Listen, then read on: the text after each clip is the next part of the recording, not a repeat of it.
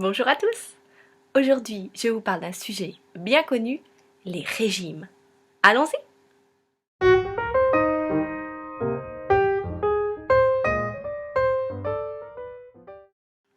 Vous avez peut-être déjà fait un régime ou même plusieurs régimes et vous constatez en fin de compte que vous n'arrivez toujours pas à maintenir le poids que vous avez perdu ou bien que vous en reprenez davantage.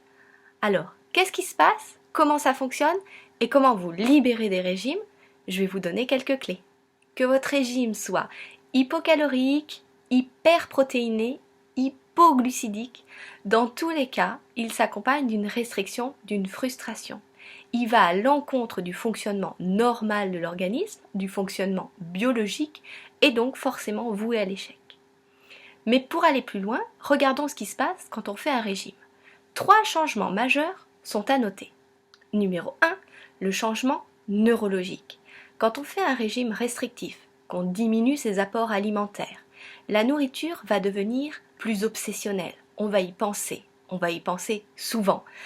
Avant, on y pensait au moment des repas, au moment de se mettre à table, mais là, on va y penser avant, pendant, après, la nuit. C'est quelque chose qui va devenir très frustrant.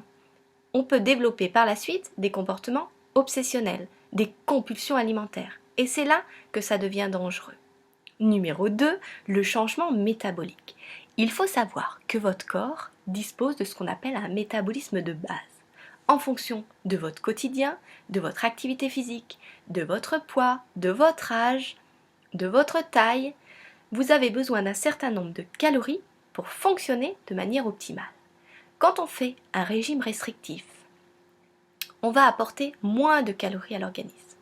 L'organisme va devoir s'adapter et il va devoir économiser son énergie, diminuer votre fonctionnement pour pouvoir survivre. Vous allez avoir un organisme qui fonctionne au ralenti, qui va être en souffrance et moins apte à travailler en fonction de votre quotidien. Le troisième changement est hormonal et ce qui nous intéresse particulièrement, ce sont les hormones des sensations alimentaires qui régulent les sensations alimentaires. Sensation de faim, sensation de satiété. Quand on fait un régime, on n'arrivera sans doute pas à satiété au moment des repas et donc perturber le bon fonctionnement de l'organisme. On aura encore plus faim et vous comprenez que ce sera bien difficile de maintenir le régime dans ces conditions.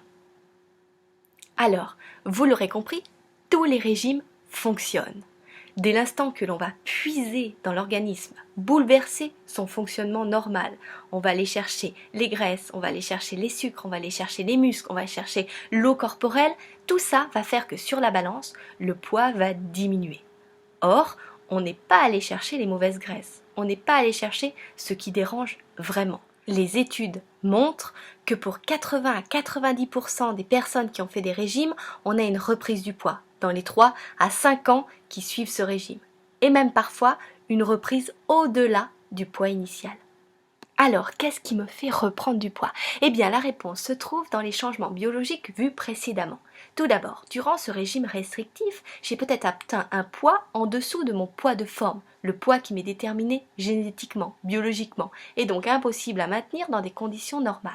Ensuite, j'ai mon métabolisme de base qui est au ralenti, qui est lent, même en reprenant une alimentation équilibrée, je vais devoir augmenter mon apport calorique et donc davantage stocker, prendre du poids. D'un point de vue psychologique, neurologique, après ce régime, j'ai peut-être développé des troubles du comportement alimentaire ou des compulsions. Peut-être que je mange devant la télé et que je ne le faisais pas avant pour me réconforter. Ou peut-être que je me venge sur des aliments qui étaient interdits durant mon régime. Tout cela n'aide pas à reprendre une vie sereine. Dernier point, et pas des moindres, le changement hormonal. J'ai perturbé toutes mes sensations alimentaires. Je ne ressens plus la satiété, la faim et l'ensemble des signaux qui me permettent de savoir quand est-ce que je dois manger.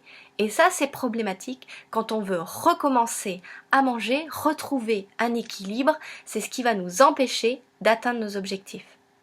Le business de la minceur est vraiment fleurissant.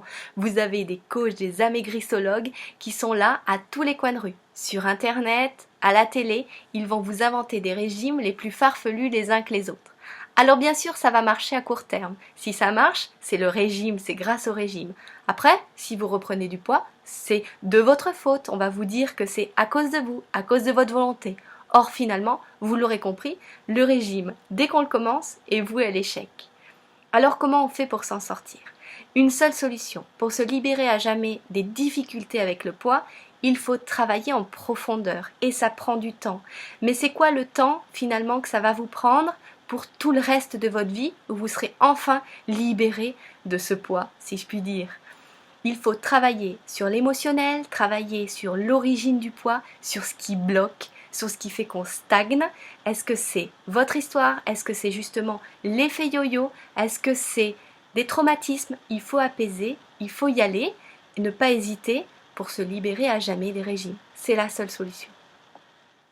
Avant de partir, je vous donne un petit conseil. Surtout, si vous avez entrepris un régime, ne le suivez pas sur le long terme. Je n'ai pas abordé dans cette vidéo toutes les conséquences néfastes sur la santé, mais vraiment, ça peut être très dangereux.